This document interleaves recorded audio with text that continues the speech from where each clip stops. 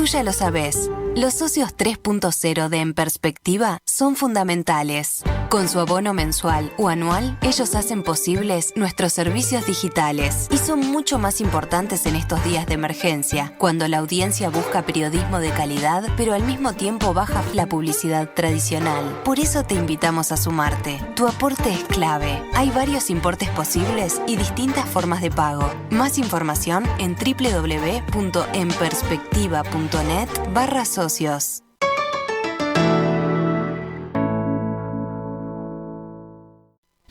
Hace un mes, los residenciales de ancianos se instalaron repentinamente como gran tema de preocupación.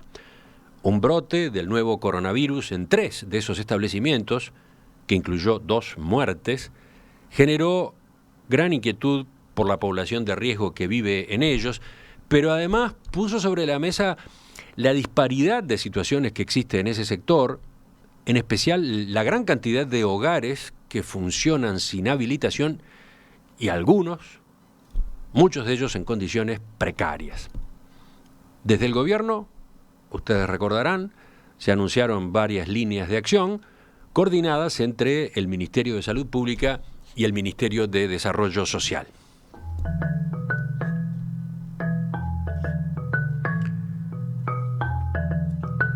Afortunadamente, el nerviosismo duró poco. A los pocos días se fue apagando el riesgo de nuevos casos en casas de salud. Pero cabe preguntarse, ahora que transcurrieron ya más de 4 semanas, ¿qué se ha estado haciendo en esta materia? ¿Qué se ha hecho en el plano de la emergencia sanitaria? ¿Se avanzó en la regularización de estos locales? Vamos a conversarlo con el secretario de la Asociación de Residenciales para el Adulto Mayor, ADERAMA, Gerardo Notte. Gerardo, buen día, gracias por acompañarnos otra vez. Buen día, Emiliano. Ya habíamos conversado justamente en aquellos momentos, creo que fue aquel reportaje muy ilustrativo a propósito del panorama de este sector de actividad que ha crecido tanto en los últimos tiempos, pero empecemos, si le parece, recordando lo básico, que es ADERAMA. ADERAMA agrupa a unos 100 residenciales, ¿no? Somos 130 residenciales. 130 ahora. 130 con fines de lucro. Sí, muchísima gente a raíz de todo lo que estuvo pasando se contactó con ADERAMA, porque de alguna forma la asociación da mucha información respecto a lo que hay que hacer, cómo habilitarse, asesora muchísimo a las demás empresas. O sea que la asociación creció, entre comillas, en esta semana, se sumaron otros residenciales, dejaron de ser 100, pasaron a ser 130, pero igual hay 1.200 según la contabilización que tiene el gobierno, ¿no? Bueno, para el gobierno son 1.200, nosotros calculamos que es mucho más. Fíjese que en el 2015 se hizo un censo, el Ministerio de Desarrollo Social hizo un censo que dice que encontraron 1.114 residenciales, de los cuales 862 le pudieron hacer un relevamiento. En esos 1.114 determinan que un 40% crecieron en los últimos 4 años. Estamos hablando del 2015. Si ese crecimiento se siguió dando en los últimos 4 años, esos 1.200 residenciales o 1.100 residenciales pasaron a ser 500 más, 600 más. O sea que estaríamos pisando los 2.000. Así que entonces ustedes agrupan a 130 en un total de unos 2.000. Claramente esta no es una organización suficientemente representativa, pero ¿qué? ¿Es la única que hay? Bueno, hay otros grupos que de repente lo que tienen son grupos de afinidad, tienen páginas web. Sí, es la única asociación y está desde el año 2000.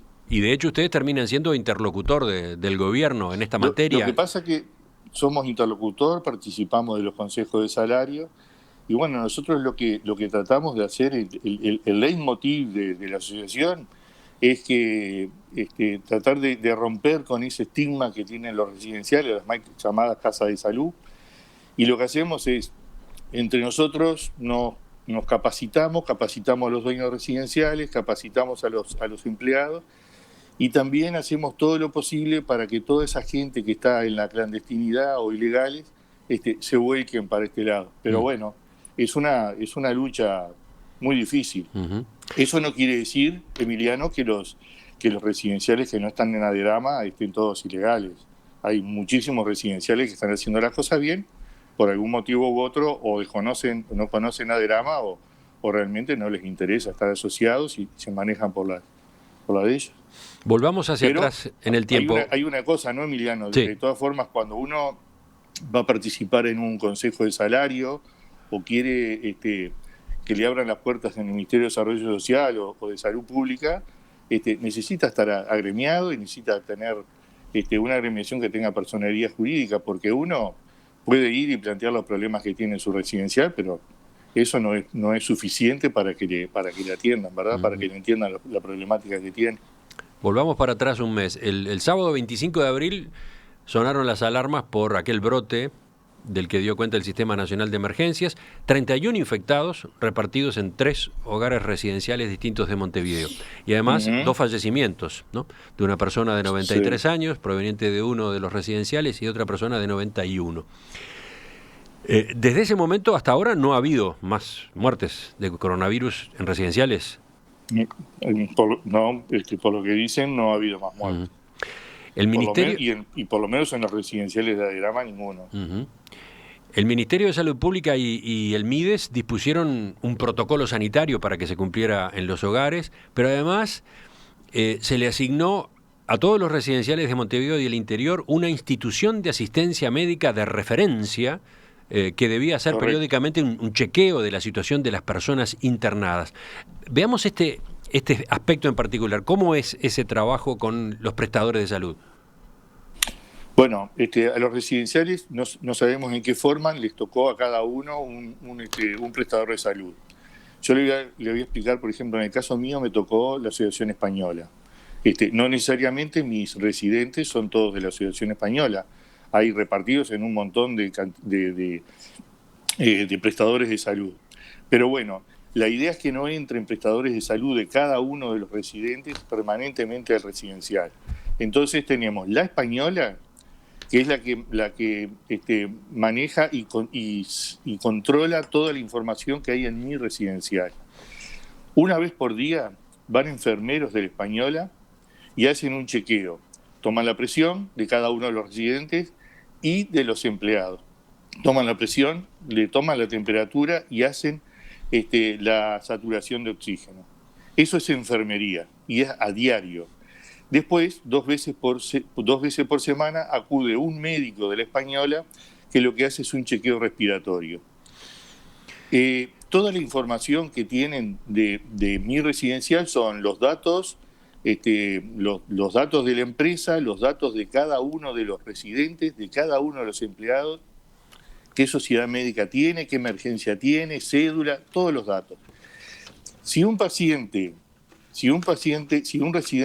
mío pertenece a otra sociedad y tiene una patología cualquiera diferente al COVID, nosotros, en lugar de dirigirnos directamente a su médico de cabecera, a su médico, nos dirigimos al médico que nos tocó por la española, que nos asignó la española, y ese médico es el que se va a evaluar la situación de esa persona y va a determinar y va a hacer el contacto con el médico de la sociedad que le corresponde.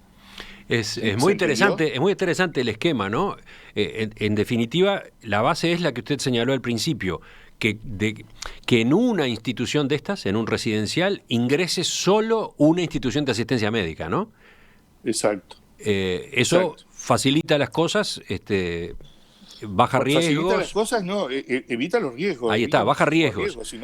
Baja riegos muchísimo. Implica el personal, obviamente, por supuesto que el personal que viene, que nos tocó, estoy hablando de la española que nos tocó a nosotros, hay muchísimos casos, viene con todo el protocolo, y por supuesto que cuando entra también le aplicamos el protocolo que tenemos dentro de la residencia.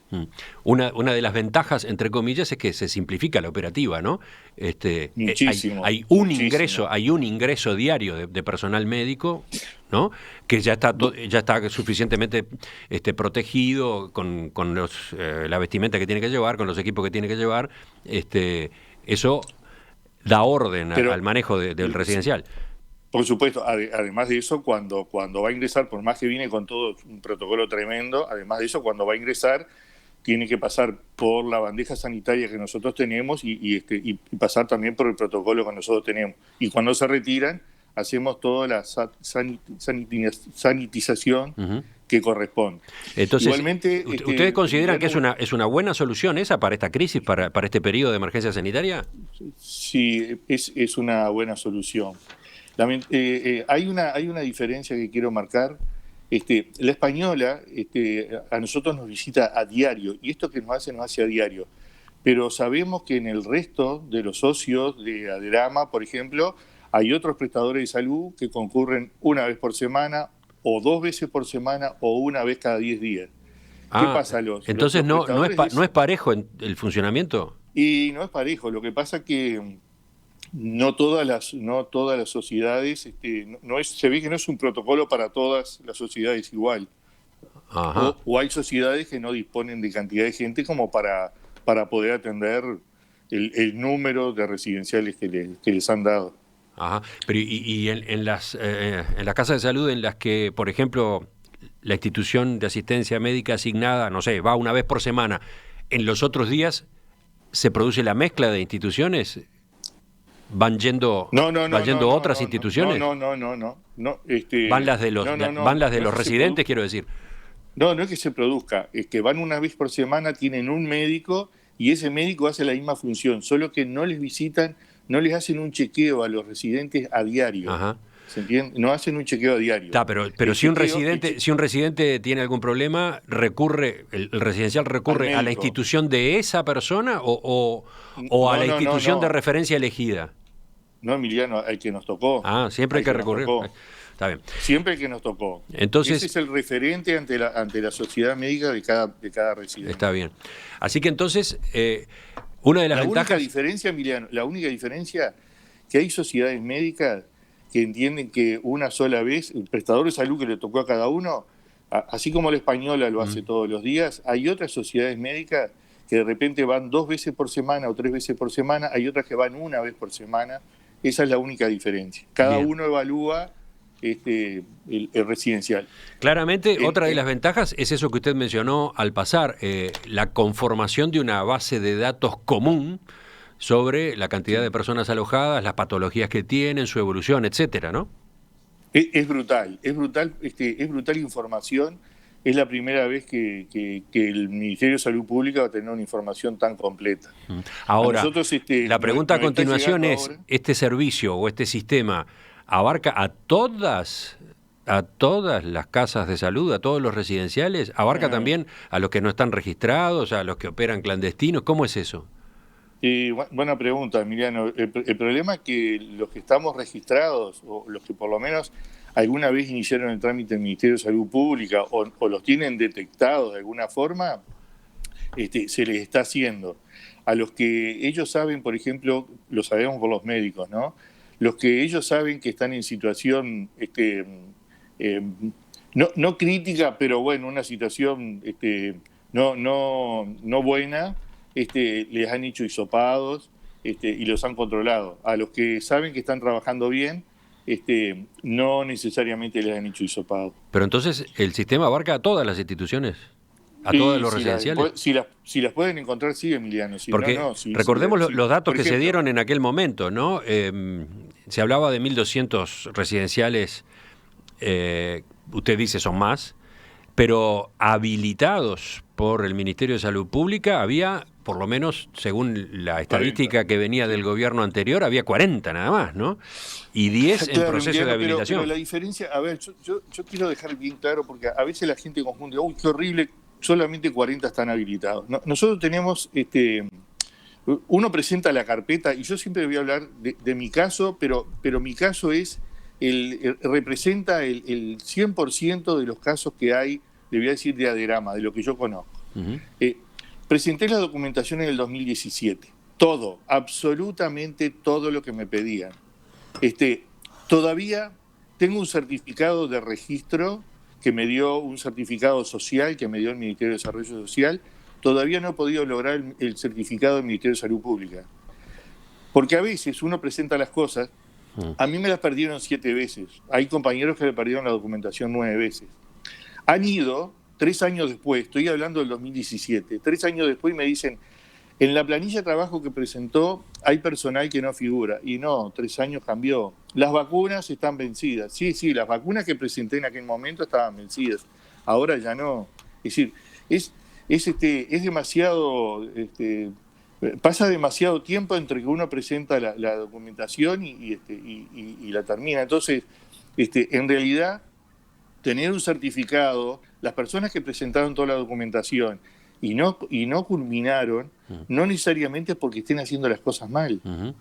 Puede ser que haya gente que no tiene ni siquiera, que presentó la documentación y no tiene certificado de habilitación de bomberos.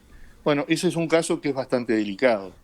Pero hay gente que ha presentado, como lo estoy diciendo en mi caso, toda la documentación y aún así no puedo lograr la habilitación. Y es el caso de la mayoría de los que estamos fuera. O sea que la habilitación sí, la habilitación no hace a la cosa. De todos modos... Con respecto a las casas que usted me preguntó, las casas que no están habilitadas, y es muy difícil que una casa que no tenga cartel, que no sepan dónde está, es muy difícil que la puedan visitar.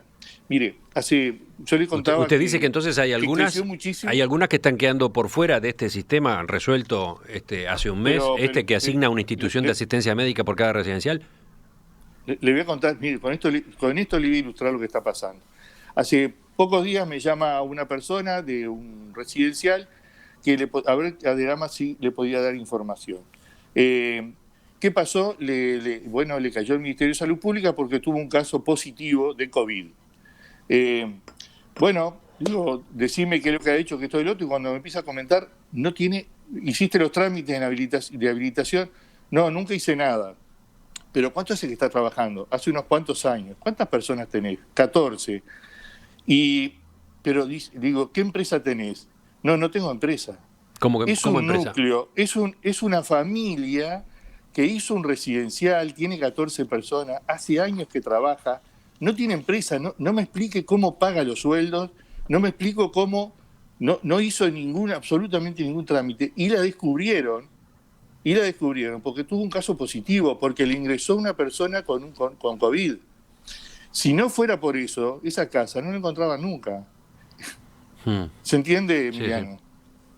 Se entiende. Ya volveremos sobre este aspecto, la regularización, habilitación de residenciales, cuánto puede avanzarse en medio de esta crisis además. Pero también interesa saber cómo están funcionando en este momento, qué pasa con las restricciones, qué pasa con el protocolo. Hay preguntas de los oyentes a propósito de eso. ¿Cuándo podremos volver a visitar a nuestros padres, a nuestros familiares? Ya seguimos en entrevista con Gerardo Notte, secretario de la Asociación de Residenciales para el Adulto Mayor. Un brote de coronavirus en residenciales de adultos mayores. A fines de abril volvió a poner sobre la mesa la situación de esos establecimientos, en especial la gran cantidad que funcionan sin habilitación y muchos en condiciones precarias. A un mes de aquellos hechos, ¿qué ha cambiado? ¿Qué avances ha habido? Estamos conversando esta mañana con Gerardo Notte, que es secretario de la Asociación de Residenciales para el Adulto Mayor, una gremial que agrupa a 130 de los 2.000, del orden de 2.000 que existen. Estaba mirando durante la pausa, Gerardo, hay una cantidad de mensajes de oyentes con consultas sobre el tema habilitación, regulación, pero vamos primero a el protocolo sanitario que se estableció para los residenciales a raíz del riesgo de la pandemia. ¿Qué ha pasado con su puesta en funcionamiento? Perfecto. Nosotros inclusive el día 13 antes que saliera cualquier tipo de protocolo, ya aplicamos, en los residenciales, aplicamos un protocolo bien estricto. Y a partir de ese día o el día siguiente, ya se planteó a las familias que no aceptábamos visitas. Sí, esa puntualización esa puntualización es importante porque el protocolo inicialmente no prohibía las visitas, ponía algunos límites, pero no las prohibía. No, fue un mes después recién que el secretario de la presidencia lo anunció, pero bueno, nosotros teníamos la información de lo que estaba pasando en Europa y sabíamos que la población nuestra es la más vulnerable y aplicamos un protocolo, nos hicimos un protocolo urgente y muy estricto. Definitivamente, muy estricto. Entonces, los habitantes, los residentes de estos establecimientos, bueno, no sé si eso puede decirse que se cumple en el 100% de los locales, pero según lo que se está disponiendo, no pueden recibir ningún tipo de visitas. Nada. No se permite el ingreso, o sea, ya llevamos muchísimo tiempo. Esto, por supuesto, que trae muchísimos problemas. ¿Cómo están manejando esa situación? Porque está claro, es obvio, ¿no?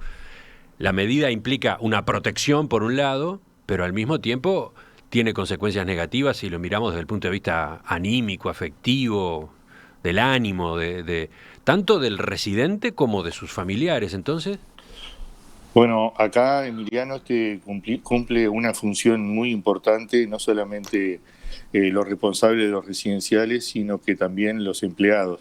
Y acá hay una ventaja importante que yo quiero destacar, que es lo que marca la situación. Nosotros, cuando le decía que nos queríamos diferenciar de ese estereotipo que hay en la sociedad, lo que hicimos fue capacitar al personal. ¿Qué significa capacitar al personal? Porque trabajar en un residencial no es levantar a una persona de la cama, ayudarle a lavarle la cara, darle de comer y acostarlo o estar un ratito con él. Atender una persona adulta requiere muchísimo más que eso y para eso se requiere mucha capacitación. Bueno, para empezar requiere vocación, ¿no? Sin duda, pero eso es una elección que tiene que hacer cada uno de los directores, de los dueños de residenciales, que tiene que ir evaluando qué tipo de personal tiene. Sí, requiere vocación. No cualquier persona sirve para trabajar en un residencial. No cualquier persona sirve. Hay que tener una cierta actitud. A partir de la actitud vendrá después la formación, pero hay que tener una vocación de servicio muy especial, ¿no? Es una vocación, la verdad que el personal que tenemos tiene una vocación muy especial, sí.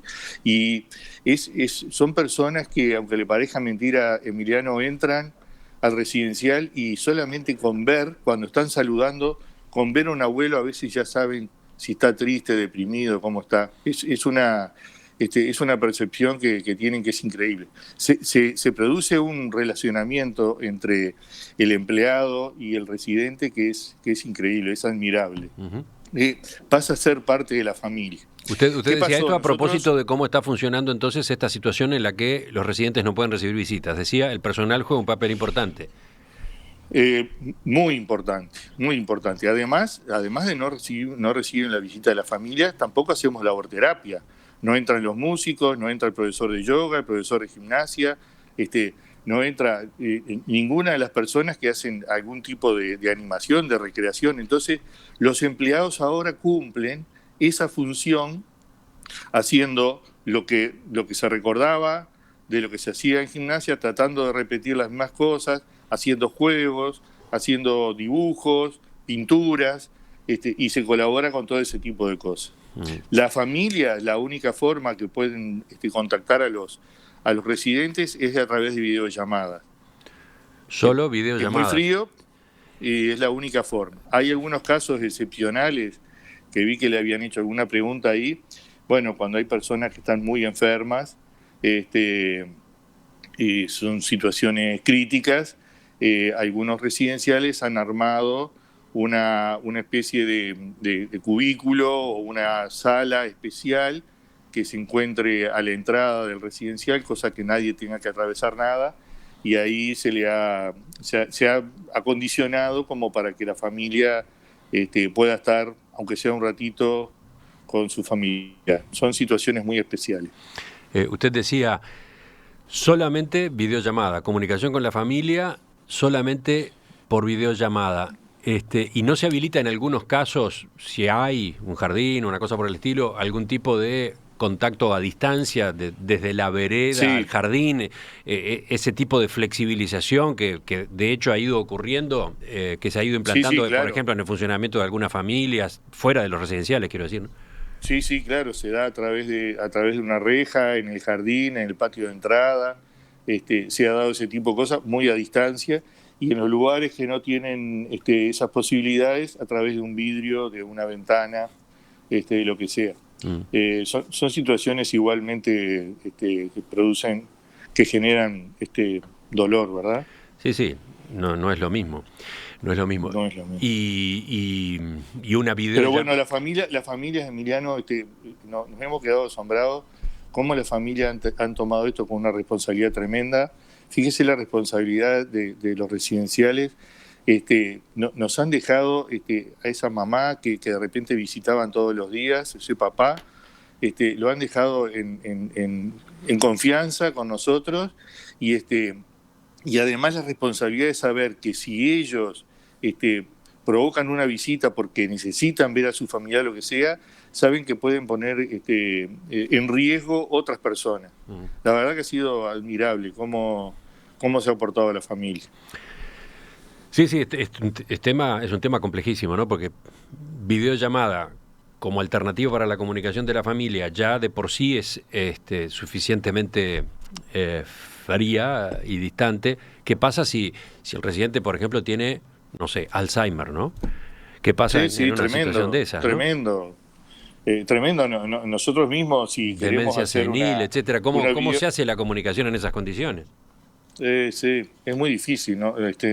Nosotros hemos participado de reuniones de video, conferencias con personas que tienen Alzheimer, y realmente la persona no entiende. Estamos hablando de personas muy mayores que no entienden cómo a través de un celular aparece la cara del hijo, que a veces capaz que ni siquiera lo conoce, capaz que ni siquiera sabe que es el hijo. Y aún cuando no tenga Alzheimer y pueda reconocer a otra persona, es muy difícil. Está viendo una imagen en un celular, es muy difícil.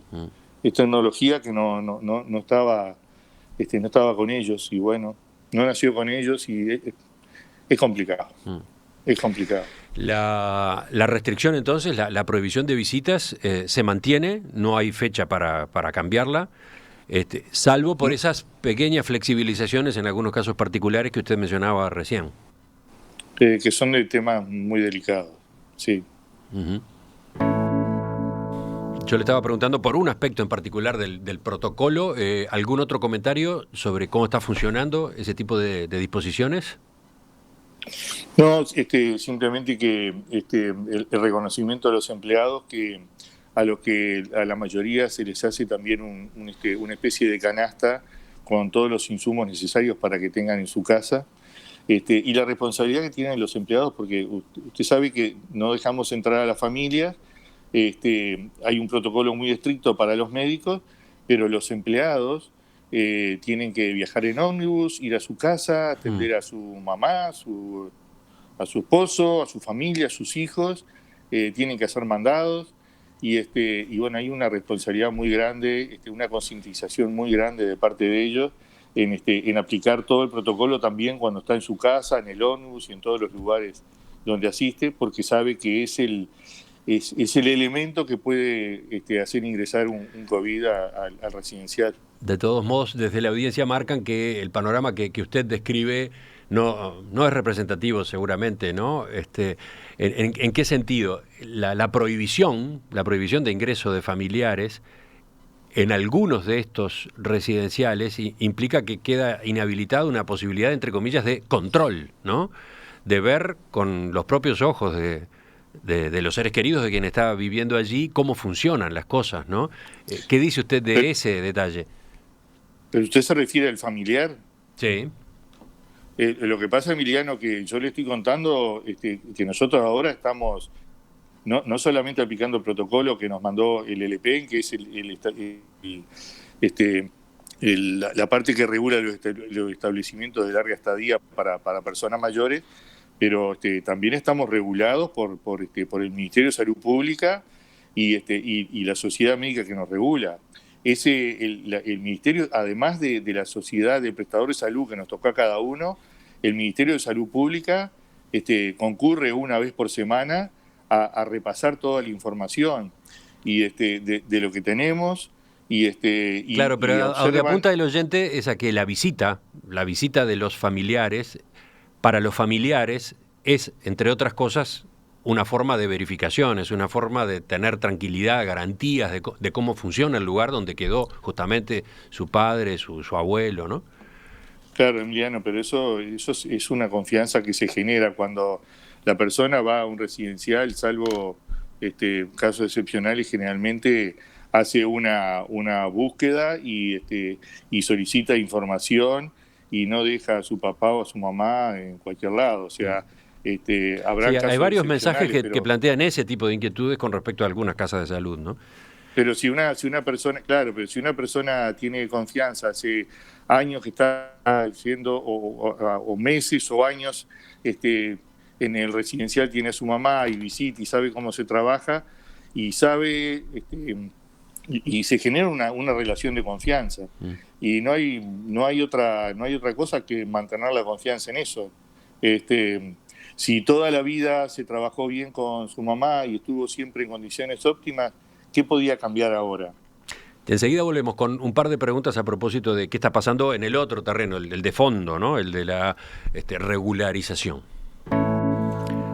Llegamos al final de la entrevista con Gerardo Notte, secretario de la Asociación de Residenciales para el Adulto Mayor. Faltaba saber qué conoce usted que haya ocurrido en este mes en cuanto al asunto de fondo, en cuanto a esa preocupación que para mucha gente existe desde hace tiempo, para otra apareció ahora, el mes pasado, con estos casos del nuevo coronavirus. ¿Qué está ocurriendo? ¿Qué se ha mejorado en cuanto a la condición de muchos de esos establecimientos que funcionan de manera irregular?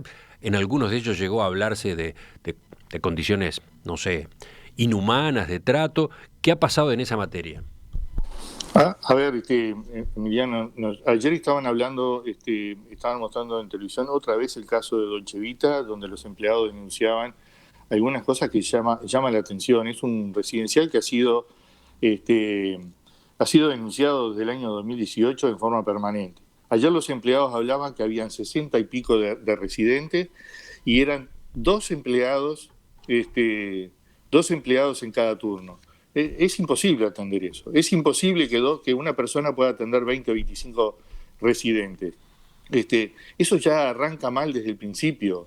Hace un mes y pico o más se denunció, en marzo se denunció ese residencial que aparecieron 2 muertes y resulta que 2 meses después los empleados están denunciando que cada uno de ellos trabaja con 25 residentes. Es imposible. O sea, sobre ese tipo de casos, no sé, pero no cumplen absolutamente con nada. El decreto que nos regula dice que tenemos que tener al menos un empleado por turno por cada 10 residentes autoválidos y uno por cada 5 no autoválidos. Esa relación que están marcando allí es tremenda. Estamos hablando de uno cada 25. Es un disparate. Y entonces, si ese, que es un caso público, aparece, se conoce, se difunde, que cabe imaginar de tantos otros que están escondidos, ¿no? ¿Qué conoce usted en el trato que ha venido teniendo en estas semanas con el Ministerio de Salud Pública, con el MIDES, en cuanto a lo que se haya podido avanzar en el control y en la mejora? Bueno, la verdad que hemos visto, esta situación se viene dando de muchísimos años atrás. Esto ha sido de mucho tiempo atrás. Y yo creo que el Ministerio de Salud Pública y el Ministerio de Desarrollo Social se encontraron con este tsunami. Cuando se retiró la ola se encontraron con todo esto y están haciendo un esfuerzo tremendo. Realmente el esfuerzo es tremendo. Yo por primera vez estoy viendo cómo están tratando de tener información fidedigna de cada uno. Mire, están llegando en este momento a casi todos los residenciales, no le ha llegado a todos, nos viene llegando de a poco. Es un inventario, es un manual de uso que nos pide actualización semanal de los datos patronímicos. Al usuario y al residente y al empleado se les pide toda la lista con número de cédula de prestador de salud, de sistema de emergencia, y hay que actualizarlo 2 veces a la semana, esa misma información, es online. La verdad que es la primera vez que van a contar con información de primera mano, y bueno, de todos los residenciales que puedan encontrar. Creo que va a ser el primer censo bueno que tiene. Ahora, por la ejemplo, capacidad que puede tener, sí, el control que se ha establecido por instituciones de asistencia médica, la asignación de una institución de asistencia médica por cada residencial, lo que puedan detectar las emergencias móviles cuando son citadas, cuando son llamadas, porque capaz que hay un residencial que no figura dentro de la distribución de instituciones de asistencia médica, un residencial de los que operan, digamos, clandestinos, pero en el que termina dándose una cierta situación de enfermedad en la que hay que llamar a una emergencia médica. ¿Las emergencias médicas están funcionando como, no sé, inspectores en ese sentido? ¿Están relevando información? No, eso fue algo que le planteamos, que planteamos en las reuniones que tuvimos con el Ministerio de Desarrollo Social y de Salud Pública, diciendo que cualquier médico que trabaja en una emergencia móvil, cuando entra a una casa sabe si es un residencial o no.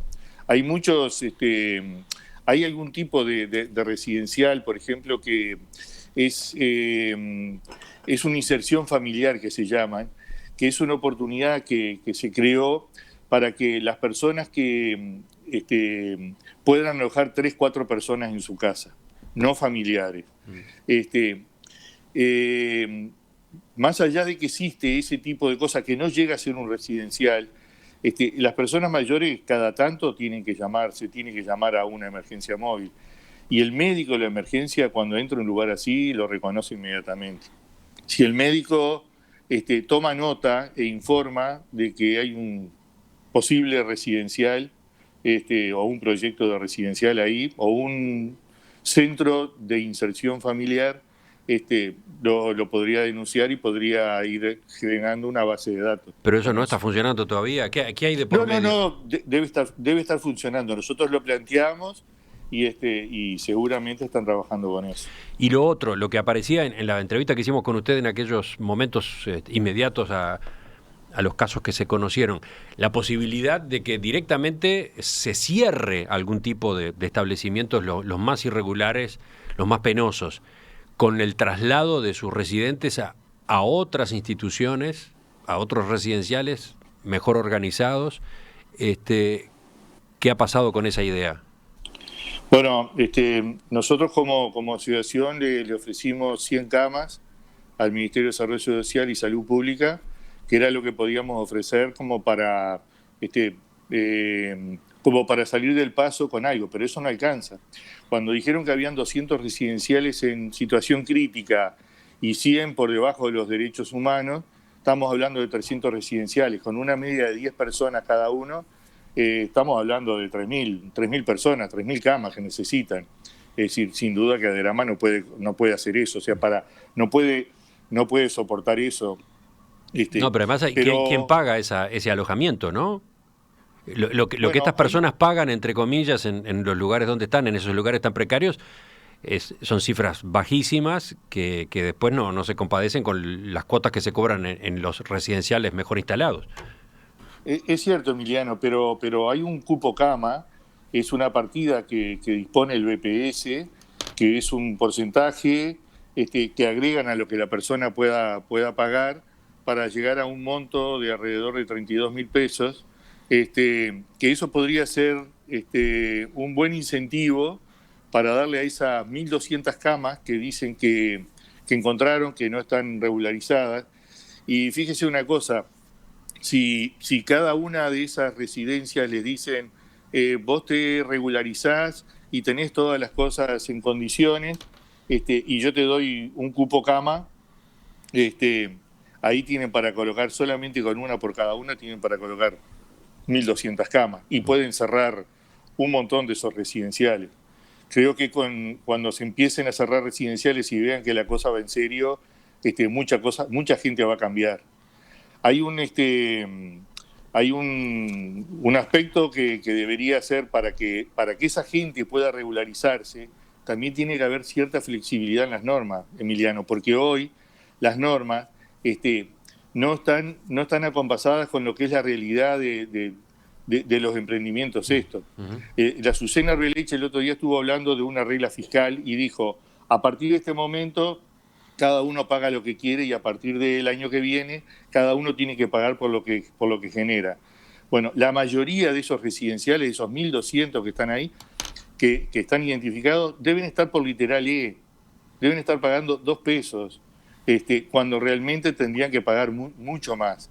Pero usted me dice, bueno, ¿cómo van a hacer para habilitarse eso si todavía tienen que empezar a pagar IVA? Bueno, habría que aplicar una regla donde haya tasa básica de IVA, una tasa mínima, el 10% en lugar de un 22%, donde las exigencias que nos ponen, como por ejemplo podría ser tener un asistente social, bueno, que sea para determinado nivel, y el que no pueda, una residencia que atiende gente más carenciada, de repente no puede tener un asistente social, no lo puede pagar. A ver, tiene que haber alguna flexibilización. Por ejemplo, la habilitación de bomberos exige necesariamente que todas las casas tengan que tener un sensor de humo con cable, con una centralita ubicada en un determinado lugar que vale $2.500. Una casa de familia que tiene 4 habitaciones y alberga 10 personas, 8 personas, no puede gastar $2.500 en eso. Si hay un problema de humo en algún lado, basta con sentirlo, ¿no? No hay, como que no hay mucho sentido común. Por otro lado, le hacen una vez que le habilita bomberos, le hace un curso una vez y por 8 años está habilitado y nunca más le hace un curso. En 8 años el personal cambió, nunca más se acordó nadie de cómo se activa un bomberito. O sea, hay cosas que son elementales que hay que aplicar mucho más sentido común. Entonces la idea es, bueno, yo te doy y tú a partir de este momento tenés que regularizarte y yo te puedo dar el cupo cama. Y además, Emiliano, el cupo cama es un valor tan bajo para lo que paga el gobierno. Fíjese una cosa, uno acá, de acuerdo a lo que marca el decreto, la cantidad de personal que tiene, exigiendo una persona cada 5 no autoválidos, está hablando que si usted tiene 20 personas en su residencial, con solamente 10, 12 personas atiende perfectamente, menos de la mitad, un poco, algo así como la mitad. En el Piñeiro del Campo, el otro día salió información, 230 residentes, 570 empleados. Ese es el Estado. Esa es la diferencia entre el Estado y la administración de un privado. Y en los privados, con esta relación que yo le digo de 50% del personal respecto a los residentes, pueden dar un servicio brutal, de excelente calidad. ¿Cómo puede ser eso otro? Que ya no es la mitad, estamos hablando de más del doble. Es algo demencial. Entonces, por eso decimos que el gobierno debería dejar en manos de privados con responsabilidad y, por supuesto, con rigor. Porque tampoco hay rigor. Gerardo, acá no pasa nada. Esa casa que estamos hablando de Dolce Vita, no pasa nada. No ha pasado absolutamente nada. Entonces, Gerardo Note. Pasó en el 2000... Sí, perdón. Gerardo Note, secretario de la Asociación de Residenciales para el Adulto Mayor, ADERAMA. Le agradezco su participación esta mañana, le agradezco estas respuestas, esta información. Queremos seguir ocupándonos del tema. Estamos hablando con usted hoy de nuevo porque las gestiones que hicimos tanto con el Ministerio de Salud Pública como con el Ministerio de Desarrollo Social hasta ahora no han dado resultados. Nos interesa conocer de primera mano el procedimiento, los pasos que están dando las autoridades del Estado. Volveremos también con ese ángulo en cualquier momento. Gracias. Buenos días.